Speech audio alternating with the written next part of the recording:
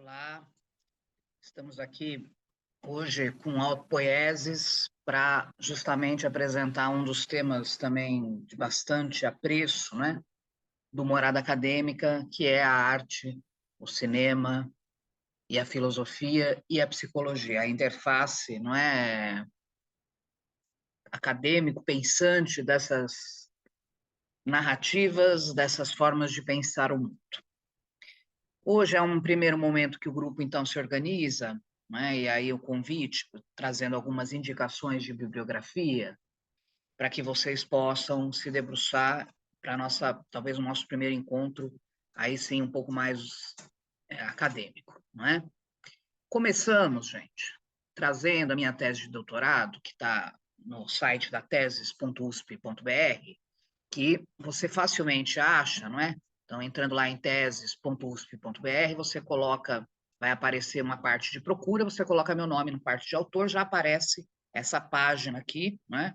Onde você consegue, então, puxar a tese de doutorado, né? E lê-la, pelo menos em algumas partes, porque acho que parte do GT, né, da nossa ideia aí dessa linha de pesquisa, né, que venha a se concretizar, pode passar por algumas ideias que estão nessa tese, né? O objetivo da tese foi investigar de que modo o contemporâneo, né? Então, o objeto de estudo era o contemporâneo, óbvio que isso tem a ver também com a minha formação e a própria preocupação com a subjetivação neste mundo contemporâneo, né? Como o contemporâneo ele se explicita, ele fala através da arte cinematográfica. Então, o objeto de estudo da tese é o contemporâneo, né? Porém, de que forma isso se apresenta através, né, da arte cinematográfica.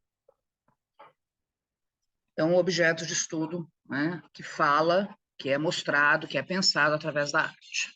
Ou seja, né, a pergunta dessa tese, nessa dobra do tempo contemporâneo, né, do agora, é o que há? Como o cinema denuncia, né, as subjetivações, os modos de vida dessa vida contemporânea, né? Então, essa era a ideia da tese, ela se desenvolve a partir dessa temática nuclear, né? E ela teve como pressupostos teóricos e epistêmicos o aporte existencial trágico, que tem alguns autores como referência, né? Obviamente, o autor mais chamariz é o Nietzsche, temos um autor mais contemporâneo, que é o Clément Rosset, um francês falecido, mas que trabalhou muito a questão do olhar trágico, né? Também fala sobre cinema, tem um livro sobre cinema. O Rogério de Almeida, que foi meu orientador, né, e que trabalha até hoje com a questão do cinema e contemporâneo também no olhar trágico, com Nietzsche. O Marcos Beccari, que nos auxiliou bastante na parte metodológica, então entendendo a questão do método hermenêutico trágico, que é uma novidade, né, vai além da hermenêutica, que teve inspiração em Deleuze, né? Deleuze, que é um conhecido pensador francês, que traz muito a ideia de uma cartografia qualitativa, né? Onde a gente poderia, então, pensar esse contemporâneo através de alguns platôs discursivos e estéticos. Quer dizer, né, a hipótese inicial é que parece que existe uma certa configuração no cinema contemporâneo que mostra, e aí nós conseguimos aqui nessa tese identificar três platôs, três formas de vida, de dizer, de se mostrar, tá?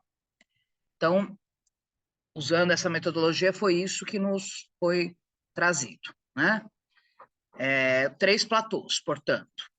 Platô distópico, o platô ilusório e o platô trágico. Para cada um desses platôs, um filme-chave, com algumas citações outras que também fizeram parte, mas sempre um filme para ilustrar como aquele platô, aquela forma de vida está ali ilustrado, né? Então, a tese é baseada nessa engrenagem de organização, né? E tem como núcleo o contemporâneo e para nós da psicologia, portanto, a própria subjetivação no contemporâneo, né?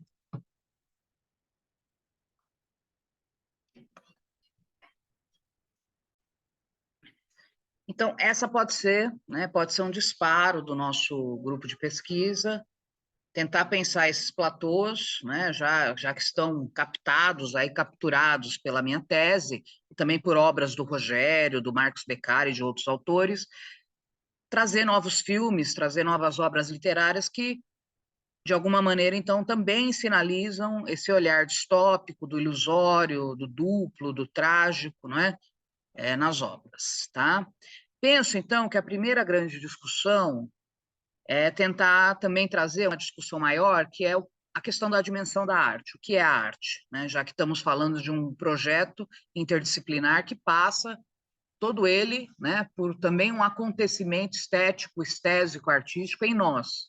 Acho que todo mundo que faz parte do projeto, do grupo de estudo e que vai tentar se transformar numa linha de pesquisa, tem a premência, foi de alguma maneira atravessado por algum tipo de acontecimento estético, né, que fez diferença em seu modo de existência, né? Bom, no meu caso, obviamente, o cinema é o meu lugar desse acontecimento. Também trabalho com música, fiz formação com violão popular, mas a literatura me pega bastante, mas o cinema, não é? E acho que de uma maneira bastante, assim, acintuosa, ele me mobiliza. Então, eu vou falar do cinema nesse momento, porque é o que me atravessou e me atravessa, e acho que é, apesar ainda de muitas transformações no mundo cinemático, há ainda um cinema que faz sentir e pensar. Então, a aposta é no cinema, tá?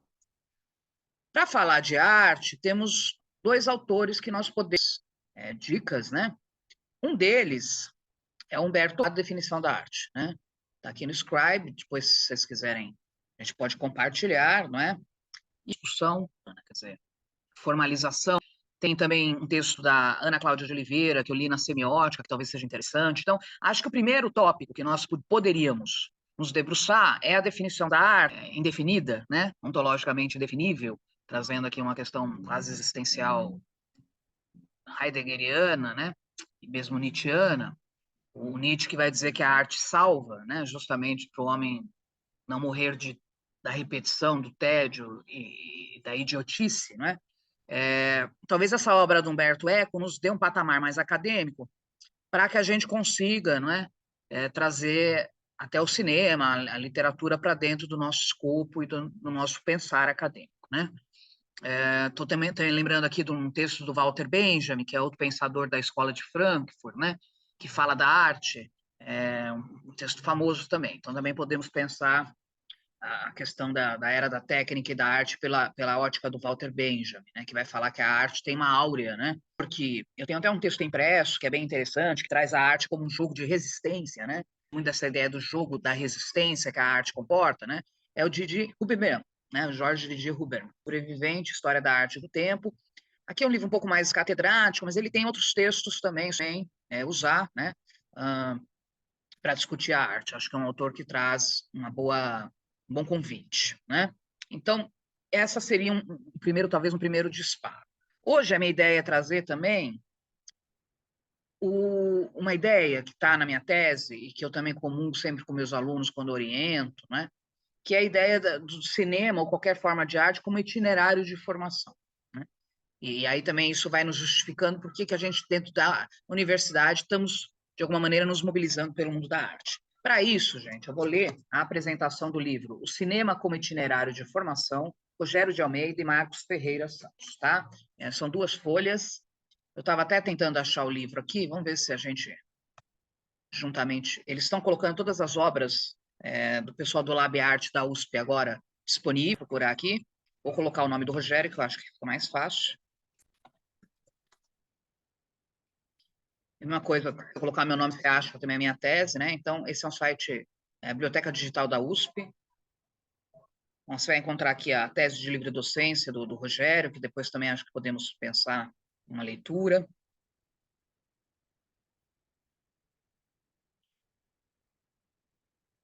Deixa eu ver se eu colocar o nome do livro, né?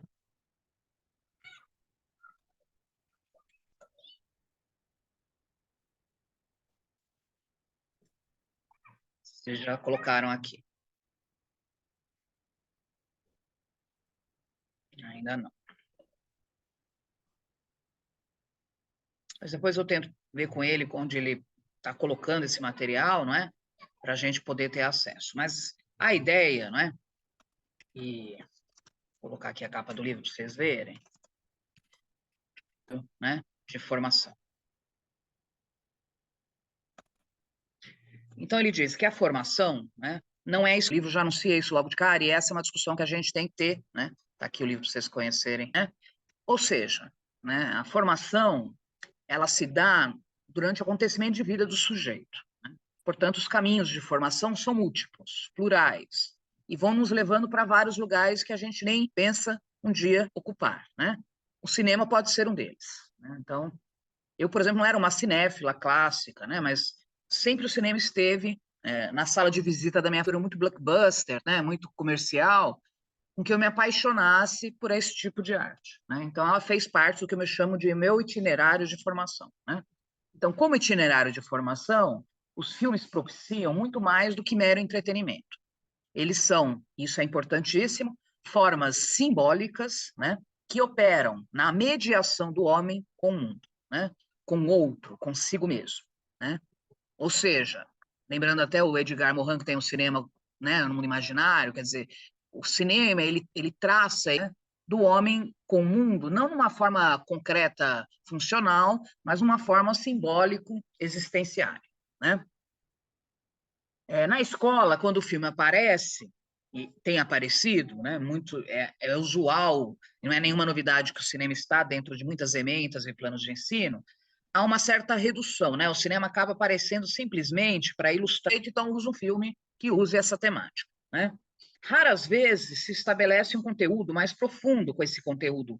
Também, por exemplo, né, de como o filme é feito. Por que se faz um filme desse, neste momento histórico, mas, acima de tudo, como se faz um filme desse, né? Então, a proposição é trazer o filme para dentro da escola, porém, não somente para, né, para reproduzir esse conteúdo, mas para que a gente, de alguma maneira, enriqueça o imaginário do aluno, do discente, todos nós, né, com uma linguagem audiovisual que muitas vezes transcende o óbvio e o comum, né? Então, do lado de fora da escola, a relação com as obras de ficção, né, cinema, teatro, literatura, elas têm nos propiciado esse contato com outras situações de destino, né, que nos colocam frente às nossas próprias escolhas. Portanto, o nosso próprio modo de existir, né, como construção sempre inacabada e, portanto, constantemente revista e revisitada do nosso próprio destino. Ou seja, no caso do cinema, que é o nosso foco hoje, ele nos revisita o tempo todo. Então, você pode ver, por exemplo, um filme como ET, o Extraterrestre, 20 vezes, que ele possivelmente ele vai te trazer reconvites novos, né? Você vê um filme com 10 anos de idade, outro com a visita de um outro modo. Portanto, é uma obra hermenêutica.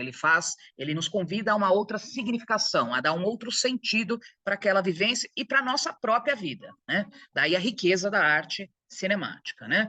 Assim, cada obra opera transformações diferentes. Essa é uma ideia da obra hermenêutica, né? Da obra do cinema, por exemplo, ou da literatura como potente, né? Hermeneuticamente, vem de um autor que ele cita, que é o Paul Ricoeur, né? Que é um autor importante, que faz parte aí de uma escola de tradição que discutiu muito a questão hermenêutica, né? Que vai dizer que, né, ao compreender o mundo, a gente só compreende o mundo porque o mundo está sendo mediado o tempo todo, esse mundo dito humano, por estes objetos estéticos, né, que entram em relação conosco, né? Nesse sentido, a obra não nos molda como simplesmente uma reação de estímulo-resposta, né? A obra não nos molda, ela não nos modela, né?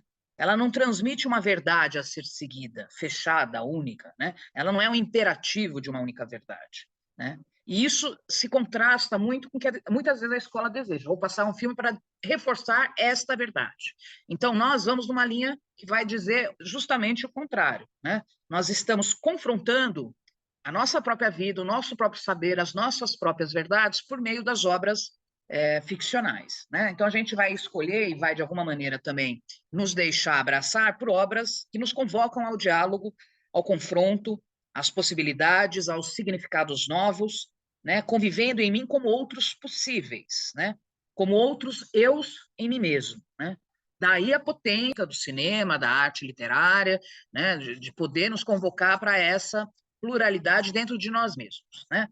Portanto, é a celebração de que há uma pluralidade de mundos, no que há chamado de mundo único, né? Há uma pluralidade de sentidos nesse mundo, né? Não é a ficção que é uma... A ficção não funciona aqui como uma fuga do real, né? Essa é uma ideia muito cara, e acho que o cinema como uma fuga do real. E nem a arte literária, nenhuma arte, né? A arte, ela é justamente o real sendo reinventado. É o real explodindo conosco, em nós, né? É a possibilidade de encontrá-la e não fugir dela. Então, isso é muito, né, muito importante, e há um senso comum de que a gente foge pela arte. Não, aqui a gente entende a arte como esse confronto e esse convite, né, a colocar em marcha a vida dentro do real, né, um real que é rico, plural, simbolicamente plural e rico, né. Por isso, nos insere em diferentes caminhos, nos que chamamos aqui de itinerários de formação, né. Aqui é preciso também não confundir autoformação, que é a ideia do autopoiesis, a autopoética, de produzir algo em você como se fôssemos uma obra de arte, né? A sua existência como uma obra de arte, é diferente de autodidatismo. Muito feliz quando ele coloca isso. O autodidata, né, seria supostamente o sujeito que teria uma capacidade quase genial, supra-humana, né, de se reinventar sozinho, a si mesmo, o que é um enorme contrassenso, porque, e também comum dessa ideia, né, que sempre aprendemos com e no mundo, né? Com o outro, mesmo que o outro não esteja ali presente fisicamente, né? O cinema é esse outro que se faz, por exemplo, simbolicamente o tempo todo, né? Então, nós não estamos falando de autoinstrução, noção de formação autopoética, poiesis, né? A palavra poiesis, que tem a ver com a ideia de educar-se largamente, né? Quase a ideia do Bildung alemão, né? É um processo, então, que o educando aprende a conviver com o outro. Então, poiesis é o autoformar-se, né, convivendo com o outro na própria convivência, e a partir daí pensando a sua própria vida, né? Esse outro é o outro carnal, né, subjetivo ali que está no mundo, mas é o outro como uma obra artística, é o outro com A maiúsculo do Lacan, né? Então, nós estamos pensando na autopoiesis como essa possibilidade, não é? Onde nós vamos aprendendo a ser na nossa própria trajetória de existência, de vida, né? Portanto, a formação aqui, esse poiesis que eu estou usando, que vem lá desde Aristóteles, com uma grande discussão, é um processo que nunca finda, que nunca acaba, né? Ele, então, exige uma preparação diferente para lidar com esses desafios. E por isso que a arte, ela nunca nos abandona, de alguma.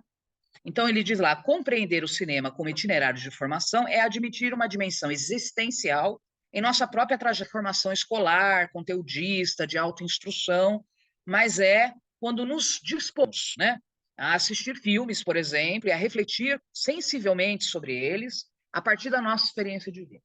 Há alguns filmes que vão tocar a Fabiana, mas não vão tocar a Rita, a Joana, porque, obviamente, são, né, narrativas, discursivas, estéticas, cinemáticas que me pegam, porque, para mim, porque tem a ver com esse itinerário de formação, né? Desse ponto de vista, não há uma seleção pronta de filmes e obras clássicas que precisam necessariamente. Vamos apresentar uma lista de filmes que todo mundo tem que ler ou ver, ou... enfim, nós estamos falando de possibilidades de leitura, de escarafunchar, não é? Essa imersão estésica para que cada um consiga, né, furtivamente se encontrar por meio da ficção, né? Cada um dos autores do livro vai testemunhar essa contribuição, como cada um encontrou isso, portanto, temos 7 capítulos que vão falar dessa questão, né? Não é um livro modelo, ele não ensina, ele se mostra como se aprende, por um testemunho. Então, eu gosto muito da apresentação desse livro do Rogério e do Marcos, organizado pelos dois, né? Porque vem muito ao encontro daquilo que eu penso que o autopoiesis vai promover, quer dizer, por isso a riqueza e a participação de todos, né, no sentido de trazer o acontecimento da vida de cada um de nós, né? Então fica o convite, a primeira leitura, temos 3 leituras aí, né? A tese de doutorado, que eu acho que é importante no contemporâneo, tá? Acho que é necessário aqui a obra de arte, esse clássico para quem estuda essa área, vamos dizer, interdisciplinar, que é o livro A Obra de Arte na Era da Reprodutibilidade Técnica, que, na verdade, é um texto, né, mas se tornou hoje um livro, inclusive, Paula de Franco, né? Então, essa é uma obra que acho que vale a pena de dar uma olhada. Temos Humberto Eco com a definição da arte, como resistência, né? Acho que vale a pena também se debruçar.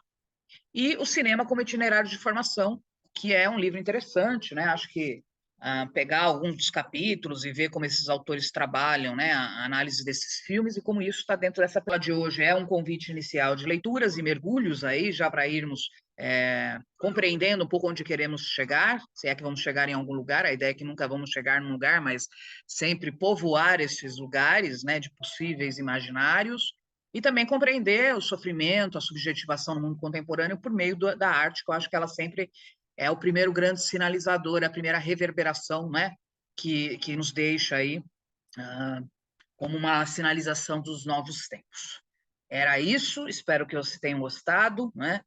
Lembrando, quem estiver assistindo, né, quem quiser contribuir com a nossa reformulação, na descrição do vídeo temos lá agora um lugar que vocês podem deixar uma quantia para nos favorecer, né, e a gente continuar publicando, né, essas reflexões, não só sobre arte, mas também sobre filosofia, psicologia, como o Morada tem feito nesses últimos 10 anos. Obrigado e até a próxima.